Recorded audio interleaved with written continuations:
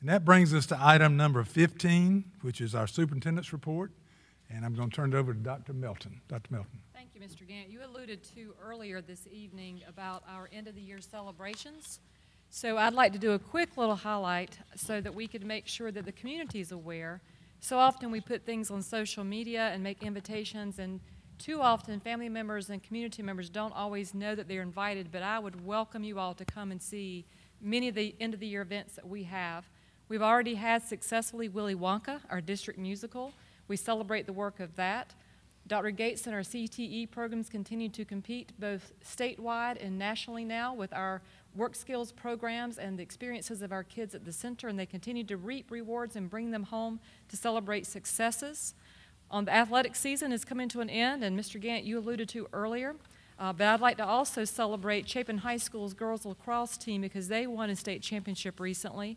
And then, as you said, Dutch Fork High School won Friday night their first baseball championship in 5A baseball. So we congratulate Dutch Fork for their baseball championship, but we hope that the community can come out and see when our students are on stage or our students are sharing their learning. Come and see. You will see that our kids are in great hands and capable hands being prepared for the next level of success. So join us in the end of the year festivities. Tonight we have one report that we're bringing forth to you. Our award-winning district level administrator of the year, Dr. Harris, is going to provide an update regarding the enrollment freeze. This request, of course, was per the board. Ms. Hammond actually asked for this update way back in January, if I'm not mistaken. So it's been our commitment to the board that we would offer an update this time of the year because we wanted the second semester to be allow us an opportunity to implement the second phase. And tonight we bring forth to you our recommendations for some changes as we prepare for the next school year. Dr. Harris. Thank you, Superintendent Melton, Mr. Chair, members of the board. I'm happy to come forward tonight to share just an update regarding our enrollment freeze. And this particular update will emphasize the two phases in which we've had so far, phase 1 and phase 2. Let's see. Well, much of what we've done throughout the course of the year, upon the ascension of Superintendent Melton, we have talked about superintendent priorities in several of our meetings, if not all of our meetings, and we engage in conversations about priorities in staff meetings and principal meetings as well. So we felt that it was necessary to at least begin this presentation by sharing something or reminding our community of the superintendent priorities, and they are there before you. And we feel like they also particularly flow with what we want to talk about tonight, with particular emphasis on item 3 and 4, providing a Chick-fil-A and Moe's-like customer service for internal and external community, as well as strengthening the structure and quality of communication both internally and externally. We feel like this presentation and what we're going to share does both of those things, as well as some of the others that you find there in terms of priorities. Well, I think we'll highlight that too. How about that? So we do have a couple of objectives that we'd like to share with you. First of all, the first objective on tonight is to provide a review of Phase 1 enrollment freeze, which occurred at Lake Murray Elementary School in 2018. Secondly, we would like to provide a status report of the combined Phase 1 and Phase 2 of the enrollment freeze, both in this particular case, Chapin Elementary School and Lake Murray Elementary School. And then third and finally, what we'd like to do is offer or provide a recommendation for a random lottery process.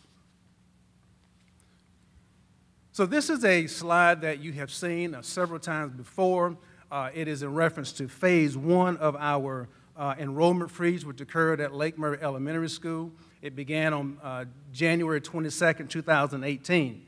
And as that slide has suggested on several different occasions, that we had 143 students who were reassigned as a result of the Lake Murray Elementary freeze. Persons who were moving into the Lake Murray attendance area after the January 22nd, 2018 date were reassigned to either, in that particular year, Ballantyne Elementary School and or Chapin Elementary School. And as you can see by way of numbers, numerically, the number of students that were impacted or reassigned from kindergarten to 4th grade, they're at Ballantyne Elementary School, Chapin Elementary, PK through 4th. Now, I do want to share this with you. If you were to look at the previous slide that we talked about in previous meetings, this particular slide, the one thing, since this was an update, we wanted to share this and highlight this, that Ballantyne does have a 5th grade. We are aware that it does have a 5th grade. However, consistent with the 2 schools that are frozen, Lake Murray and Chapin Elementary School, we opted to make certain that we make sure that we simply identify students through grade 4. So you will see that throughout the presentation. I'll try to highlight that throughout the presentation as well. So we are aware that Ballantyne does have a 5th grade. In this particular year, however, Ballantyne did not have any 5th grade students who were reassigned by way of the freeze in that particular year, phase 1. Phase 2 began January 22nd, 2019, 1 year later. This is in reference to Chapin Elementary School. And what we find here is that, again, Ballantyne Elementary School is one of the schools that was available for students or families in which they could choose. Again, if you look on the left-hand side of that, it gives you an idea. Since January 22nd, 2019, the number of students have been reassigned as a result of the freeze at Chapin Elementary. Again, we did not identify 5th grade, but there's a disclaimer there. If you add the numbers, I'm sure that several of you are quick to do that, it adds up to 15. However, my total says 16 students. And the reason for that, if you can follow it, the below simply says, yes, we are aware Ballantyne has a 5th grade. However, again, consistent with the schools that are frozen, Chapin L and Lake Murray, we did not include 5th grade here. But the disclaimer suggests that we did have 1 student during the 2nd phase of the enrollment freeze to choose or opt for Ballantyne Elementary School as a 5th grade student. There was 1 student. So that 1 student does give us a total of 16 students at Ballantyne Elementary who were reassigned beginning since January 22nd. We also know in this particular phase 2 that there were other schools that were available, Dutch Fork Elementary and River Springs and Magnets and schools of choice. However, to date, neither of the schools, though there have been conversations and discussions, neither have been chosen at this particular time. So we wanted to share with you what Ballantyne looks like.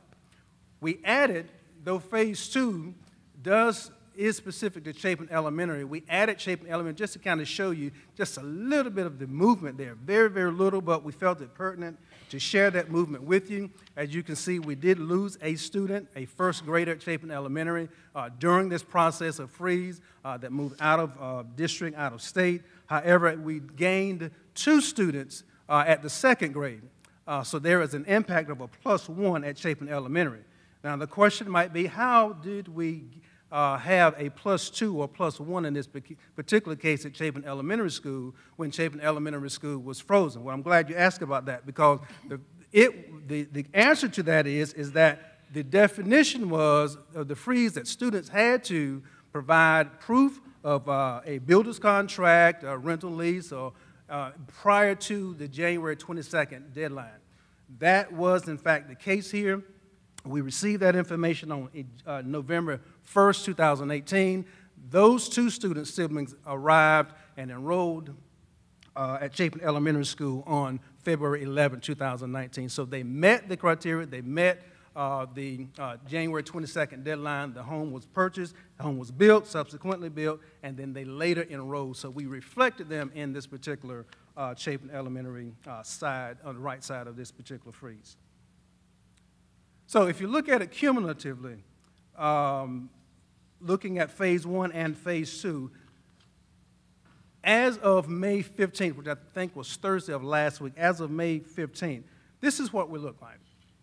There are a total of 160 students who have been impacted by or reassigned as a result of in phase 1 and phase 2 of the enrollment freeze, Chapin L and Lake Murray. Again, the left-hand side of that I shares with you Ballantyne Elementary. Again, that number, if you total and add those up, is 44. I go back to a comment that I made earlier. We are aware that Ballantyne does have a 5th grade. The disclaimer is there at the bottom. That 1 student, it gives us a total of 45 students who have been reassigned and opted or elected for Ballantyne Elementary. Again, we have Chapin Elementary on the side there, which again, that +1 previously was 114, is now 115.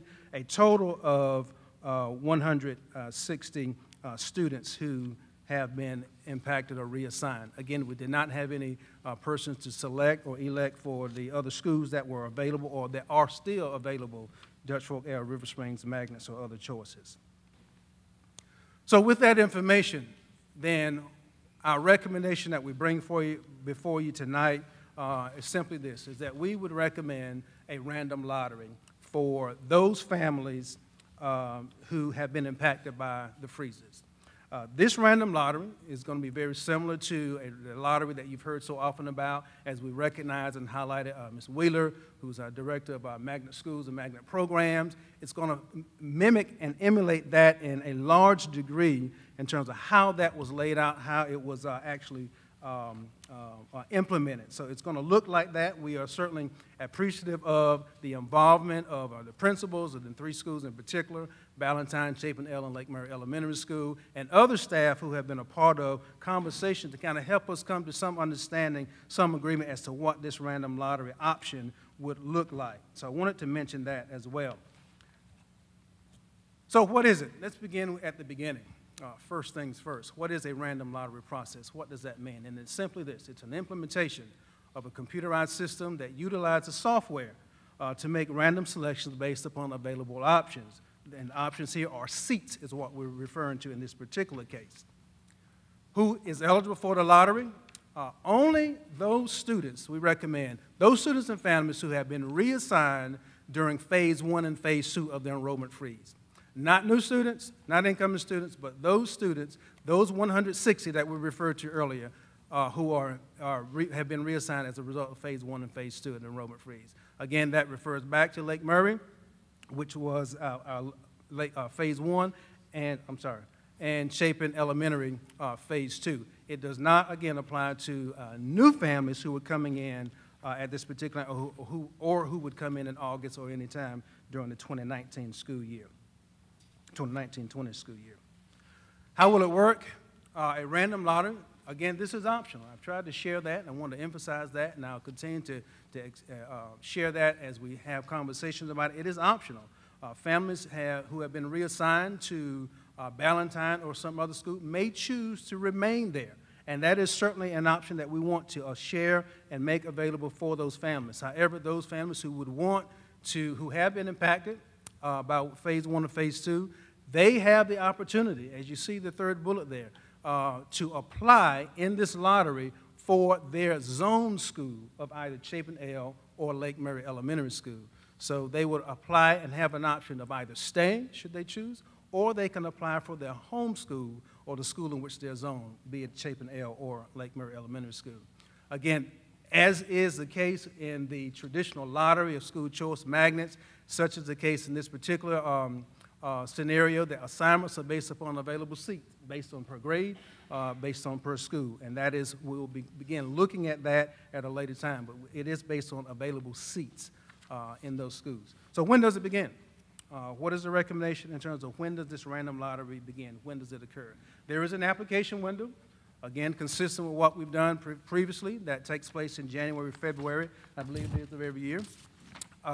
And that's a 2-week window, beginning Monday, June 3rd, 2019, beginning at 8 a.m., and it will close on Thursday, June 13th, 2019, at precisely 5 o'clock p.m., a 2-week window in which families, those 160 who choose to apply for their home school or zone school based on available seats, will have that 2-week window in which to apply for seats there. Such is the presentation that we have and the recommendation that we have. I am certainly open for comments, questions that you may have regarding the presentation. Questions? Ms. Hammond. I appreciate this presentation. I'm on. I'm assuming one of the things I'd been really concerned about was the process that when we first saw this, because I felt like once Chapin Elementary had so many more kids, the first time we were presented this, I didn't feel like people that lived in the Chapin cluster really had a choice of a school like you're now. This random sampling is going to let those people, if I'm understanding, go back and they could possibly get back to their homes, to a home school. In other words, their area of residence. Mm-hmm. I think what I'd like, two things I'd just maybe like some clarification for. Do you have any reason that you think none of them chose Dutch Fork Elementary or River Springs or one of the magnet programs? And Do I have a everything was reason? Chapin Elementary, and then some had Ballantyne, but it was a way less number at Ballantyne. So it concerned me of the choice people had that was, you know, they were very limited since so many more chose Chapin Elementary. Do I have a reason as to why families chose Ballantyne Chapin? Yeah. I do not have a reason as to why. It was available by choice.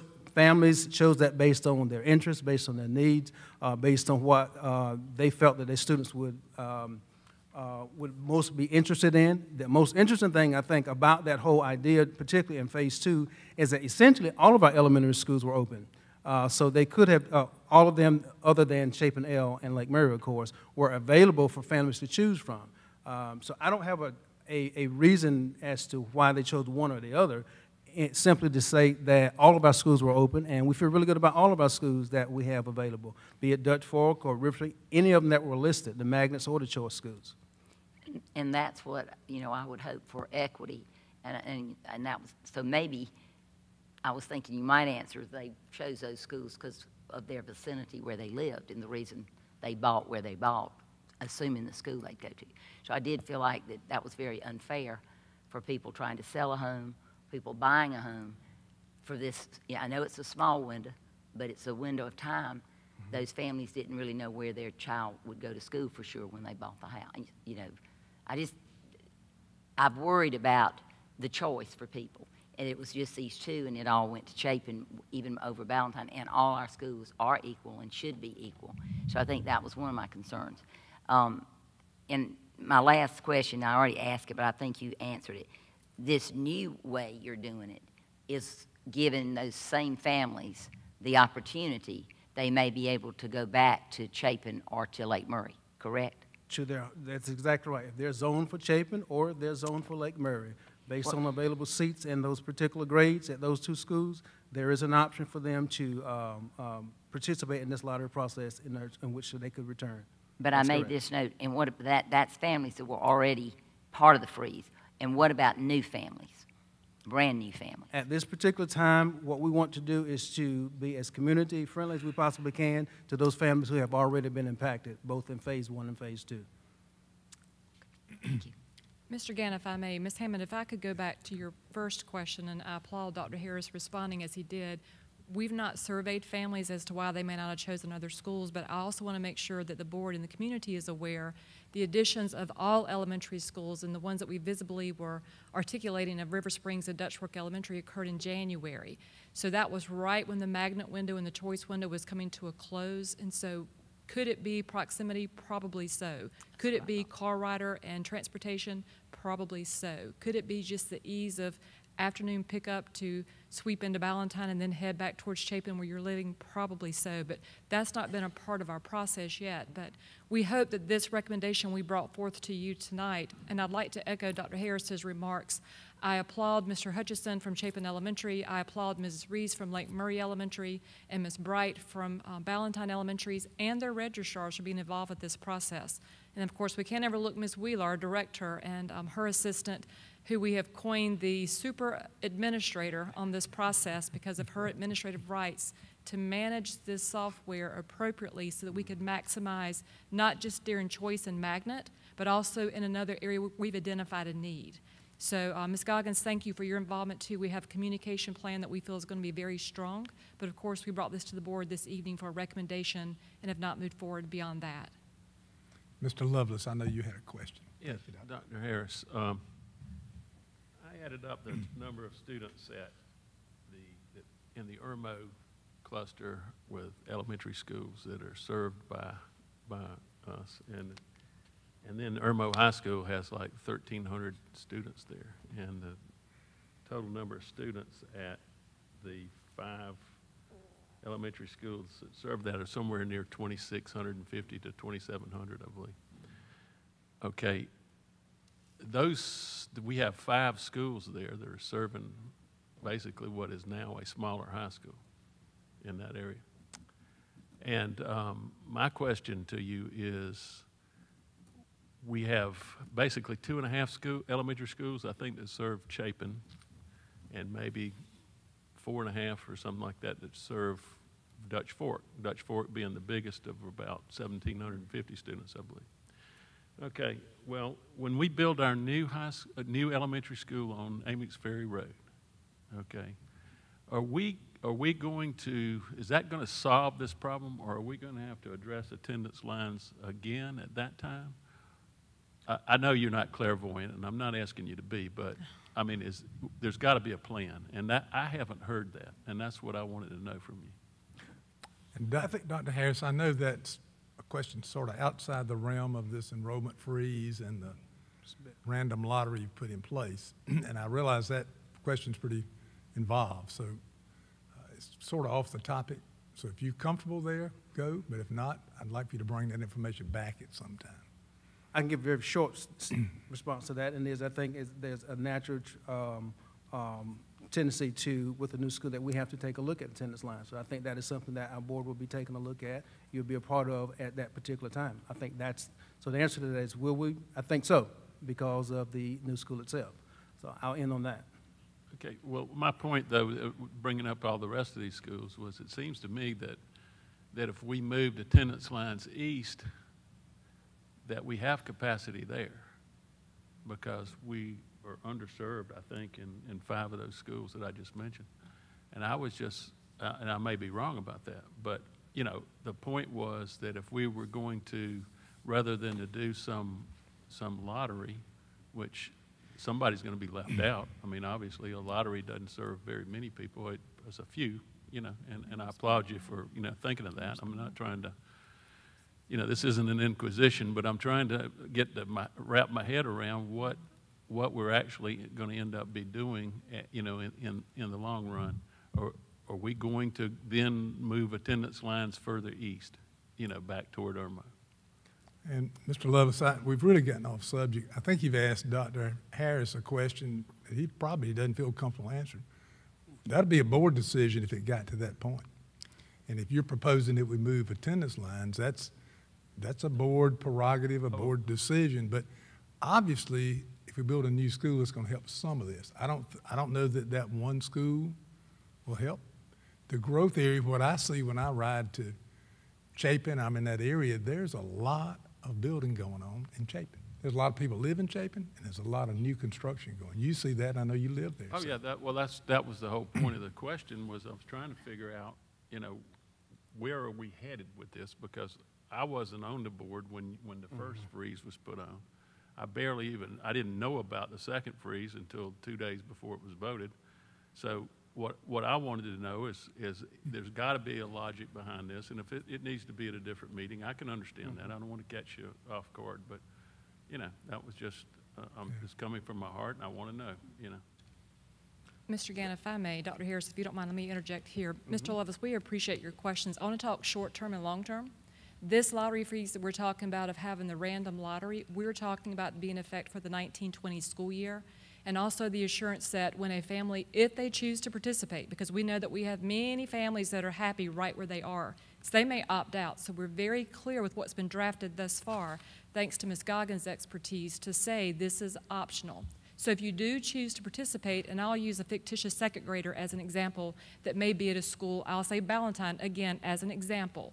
So if I have a second grader at Ballantyne and you choose to get into the lottery to return to Lake Murray, again a fictitious example, you will be there for 3rd grade and 4th grade, the 1920 school year and the 2021 school year.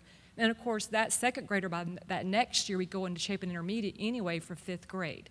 So our recommendation for you all is that this lottery be in effect for the 2 years we're talking about of this current group of population for a short-term solution, so that when we get ready to open elementary 13, then we can then have more projections for you prior to that opening. So in your board brief for this time, I wrote to you all that you're going to be having some professional services that we're going to be bringing to you.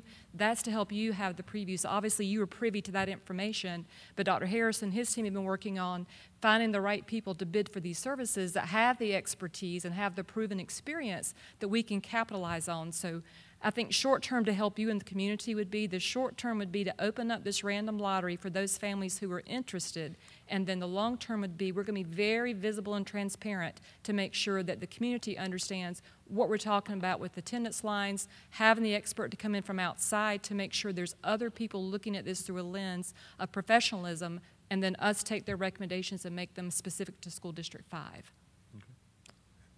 And Dr. Melton, that helps me. I do remember the second bullet on your board brief talked about professional services. Yes, sir. And that will cover that. Ms. Hutchison. I just wanted to add one thing back to Ms. Hammond's questions about why some students chose, maybe more students chose Chapin Elementary than Ballantyne. I remember the conversation we had, I think it was early or late winter, when we asked that same question, and Dr. Harris explained that he took each request individually and was very deliberate in helping the parents decide where to put their children. And as I remember, most of the parents chose to go to Chapin Elementary if they were zoned to Lake Murray, because Lake Murray ends up in the Chapin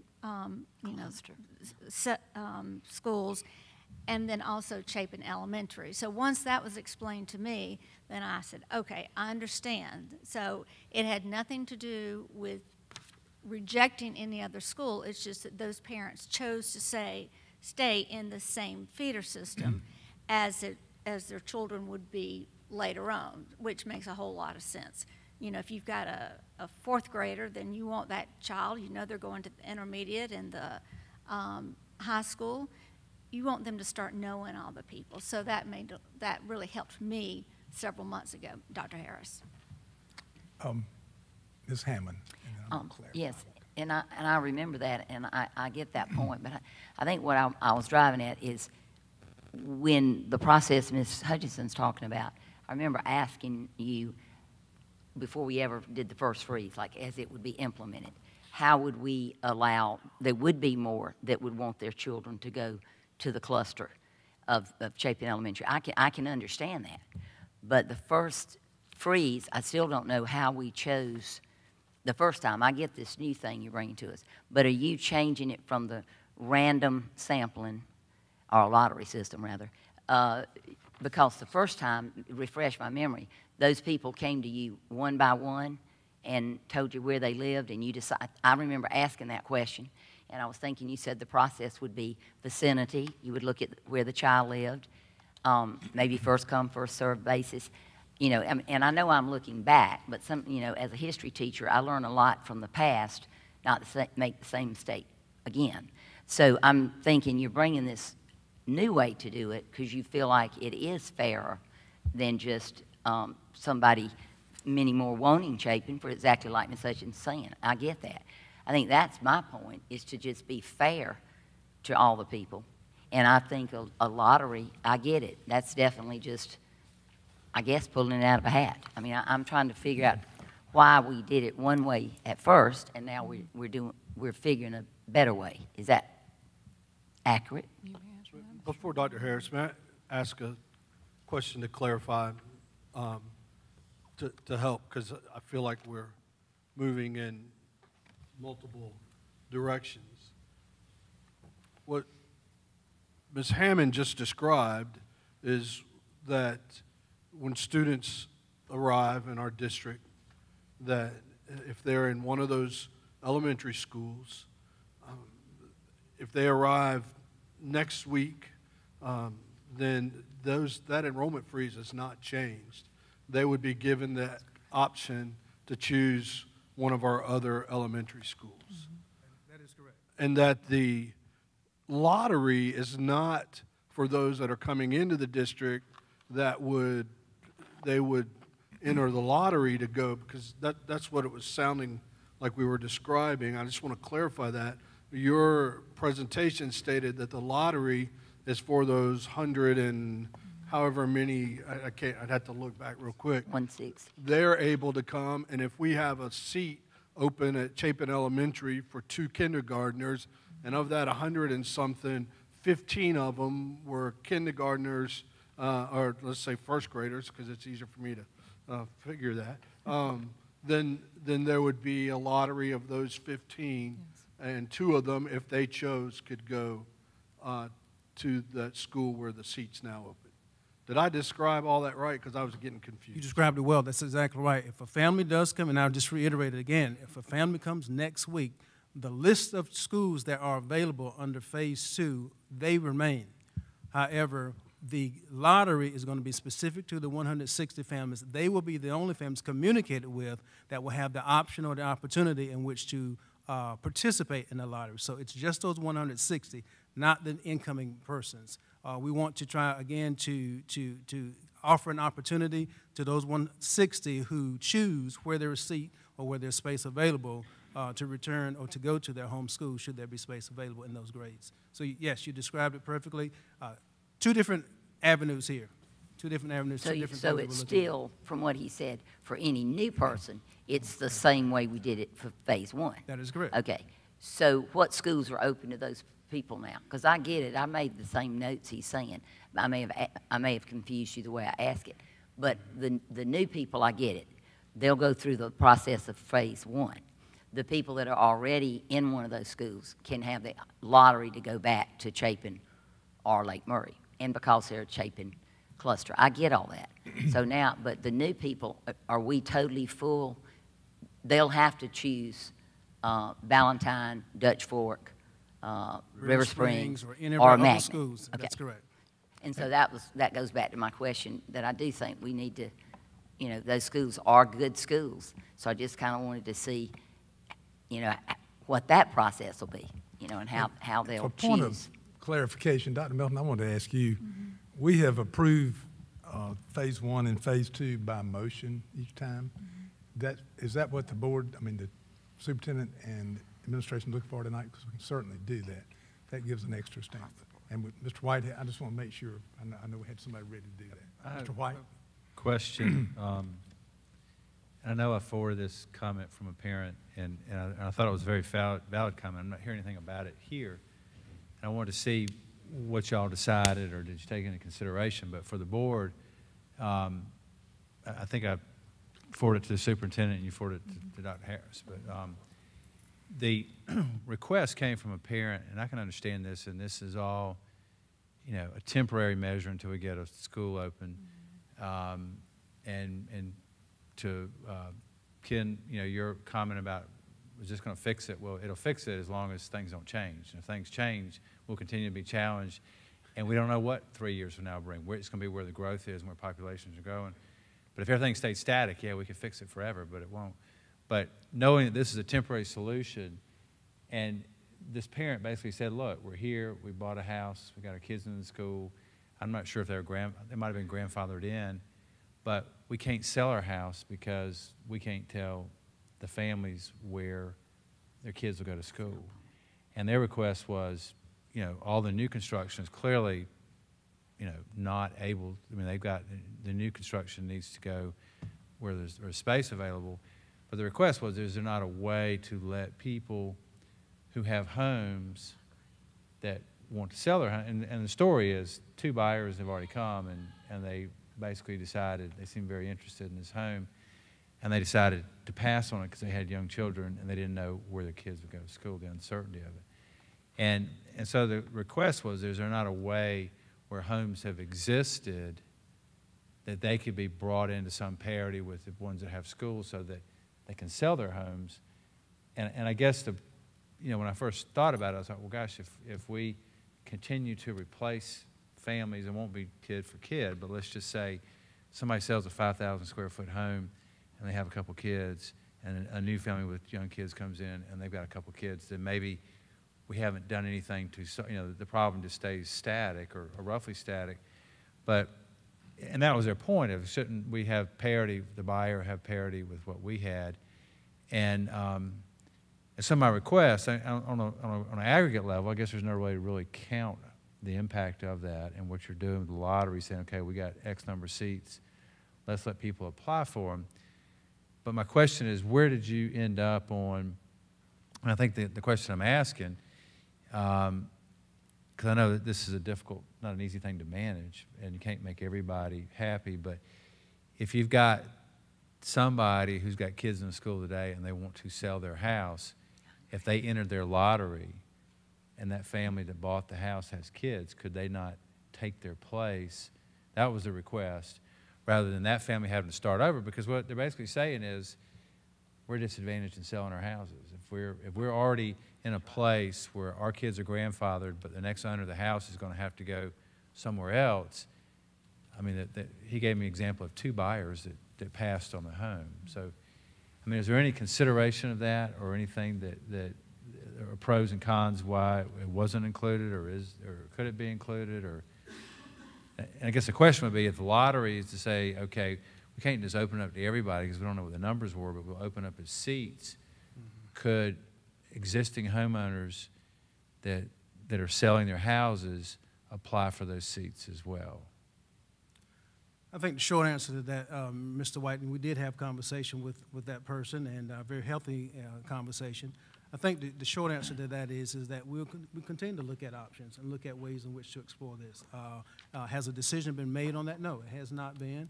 Have we discussed it? Yes, we have. But we have looked at and we've talked about several different options that we placed on the table. This happens to be the one that we felt we wanted to take action on and move forward with on tonight. So is it being considered? Sure, it's part of the consideration, but no decision's been made on that. And I think we'll continue to have conversations about what other options we can explore, which may or may not be. I'm not certain at this moment what the young man, what he and I discussed. I mean, I guess the question I would pose, are we voting on this tonight? Mm-hmm. We are. I guess the question I pose, would it make sense if somebody, well, let me put it this way. If somebody, do they have to have an active kid? If they enroll, does that have to be the children that go, if they're awarded an open space in a school, I guess it would have to be, because it's grade specific and it'd be child specific. So there's really no way you could assign it without it knowing where they can fill it. Okay, I think that answers the question there. Mr. Cates. Mr. Chairman, I move that the board gives approval to the random lottery as presented by Dr. Harris as part of the ongoing enrollment freeze at Lake Murray and Chapin Elementary. Have a second. Ms. Hutchison, second. Any further discussion? Mr. Lovelace? I was just looking at the agenda on here. Is it, I mean, I'm neophyte here, but this is number 15. I see it on the, it's before the action agenda. Is that right? It's above the action agenda? That's Where correct. does that say that we're going to vote on that? Well, it doesn't say, but at the request of the superintendent administration, they wanted action. We've taken action on the other 2 phases, and this has always been brought under a superintendent's report. So it was only logical that we'd give them the backing if we approved it, or give them the ideas to move forward with the other changes we wanted made. So not generally do we vote on or have a motion even with the superintendent's report, because it's usually a report of information, but it does happen. And this is a case where we're just reaffirming their work. We see that's part, I mean, I don't want to go back to ancient history, and I'm sure you don't want to revise it, redo it either, but when we had the second, I call it a moratorium, but the second vote on that, you know, it was the second phase of it. Mm-hmm. I thought that was going to be, you know, one of the items that we discussed twice and voted on, you know, had a discussion, and then we voted, and this the way we're doing this, to me, is confusing for those of us that weren't prepared to vote for it, put it that way, prepared for a vote. But I mean, I understand, I guess. Well, and I appreciate your recent history on that and your recent, I mean, in the past with it. But as you know, we're looking at board policies right now. There's several things, just like budgets, that we're required by law to do certain readings and then a final. We've been doing things beyond the scope of necessarily voting the 2 or 3. I don't know why that's happened, but it's become tradition. We don't usually, I will say this, we don't usually vote on items out of superintendent's report unless the superintendent and staff needs. Now, they could bring it for action, but that's what we agreed to. We'd bring this, and that's what we've done. Mr. Cates.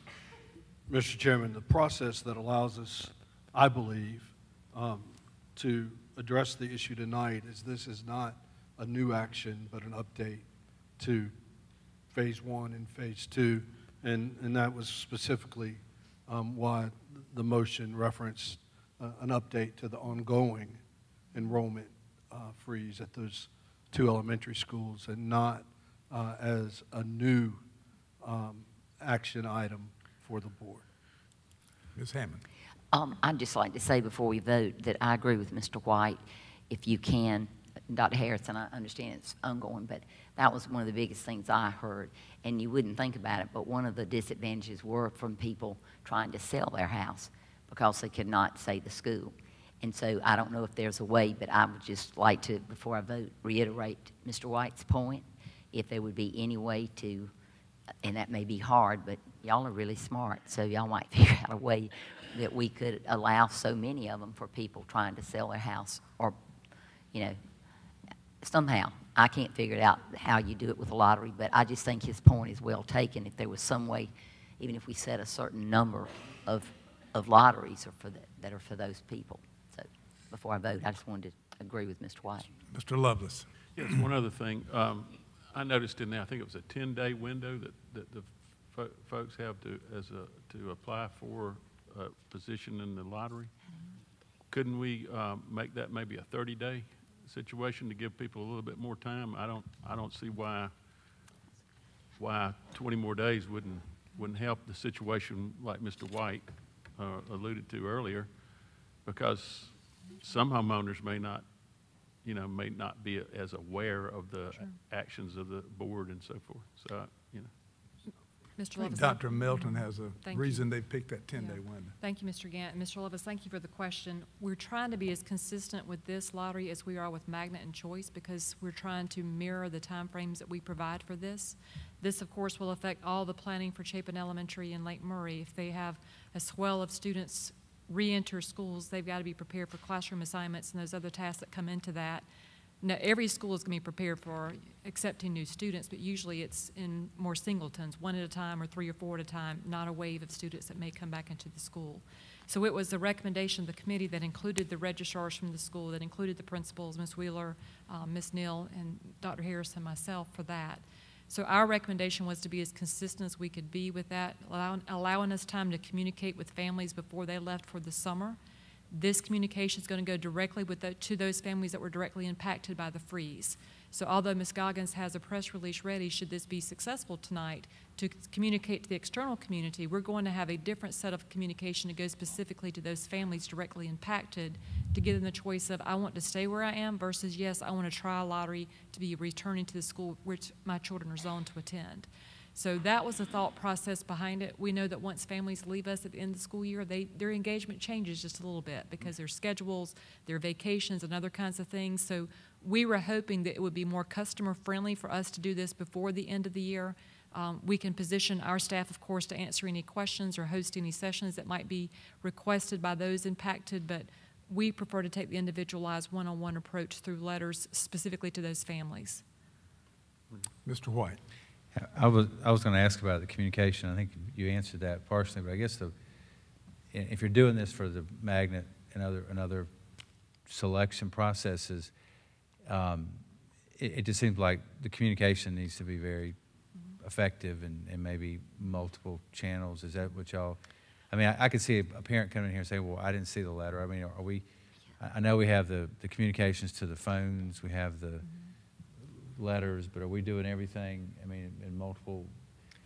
We've drafted, we've not sent anything yet, but Ms. Goggins and her team have created the template for individualized letters to mail through via U.S. mail. We have emails to go through emails to have the inbox and the mailbox, so to speak.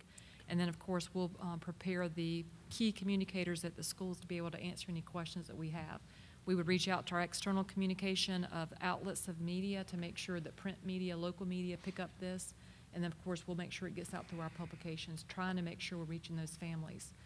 We hope to, we want to monitor the return rate of those families that are impacted by this. And if we see, consistent with the magnet process, and Ms. Wheeler probably will start nodding her head in agreement, if we see that people are not being responsive, we pick up the phone and call. the number that we have recorded for that family is the primary number for them. So Ms. Neal, that works under Ms. Wheeler's supervision, is prepared to do that, to have that personal outreach of a one-on-one phone call using whatever primary contacts we've got that are recorded through Power Schools. No, I was going to suggest that if you follow the people that are not responding and try to make that final effort to connect so that people have a fair chance to say, I could have taken advantage of this had I. Mr. Cates. Again, for clarity, Dr. Melton or Dr. Harris, the communication is with those families and guardians of those 160 students. While we certainly want to communicate broadly with the community, and that's what I hear you say you're ready to do if we approve the measure tonight, but specifically it's those 160, not necessarily 160 families, but families of those 160 or guardians of those 160 students. It's a different type of communication, yes, sir. One is information for the community, and the other would be step-by-step processes for the family, should they choose to accept the opportunity to participate. And Dr. Harris, as Mr. Cates so well pointed out a minute ago, this is a continuation of a process. If you in your research find out from this discussion tonight or some of your discussion with parents that bring unique situations up that we can tweak this and not overturn the barrel, but it helps families, feel free to bring that back to us and present it, and we'll try our best to understand it and go forward with it. Absolutely. We want to do as much as we can to help families who have been impacted and redirected and be, as I stated, as community and family friendly as we possibly can. Ms. Hutchison. I think we've had enough discussion. You're right. Can we move on and vote for this? We can. We've had plenty of discussion. We had first and second, so I'd say all those in favor, please raise your hands. All those opposed, please likewise.